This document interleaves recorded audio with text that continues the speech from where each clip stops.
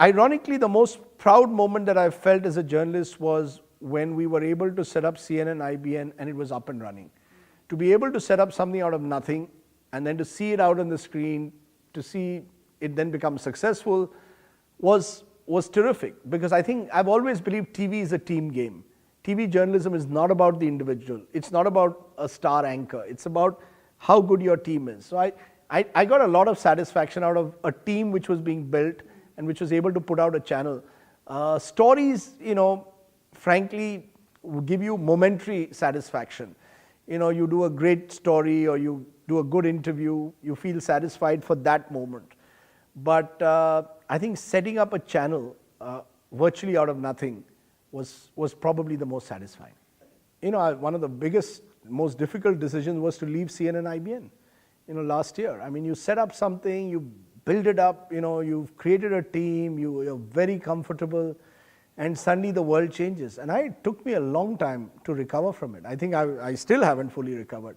It was emotional, it was traumatic, it was difficult. And you realize that in life that, life is not one smooth journey. And I said this at an interview a few months ago that I was really down and out, and I did two things. One, I wrote a book, so I put all my energies in the book. Someone asked me, how do you write the book so soon? I said, because I had nothing else in my life for those 3 months. If I didn't write, I would have been depressed. So I just put all my energies in it. And number two, I was watching a cricket match and this Australian cricketer died on the cricket field. And to me, the thought that someone who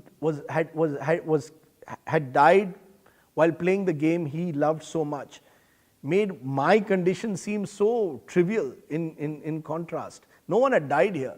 And I told myself, it's time to sort of get back to some kind of rhythm in life, and you get up. So, I think you shake yourself up. Time is a healer, but more than that, you learn new skills.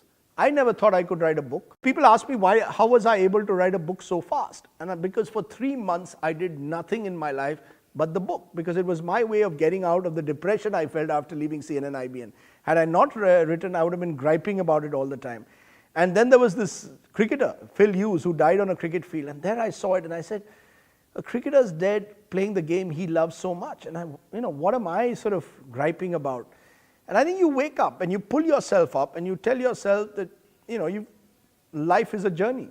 And you have, not so good times and good times.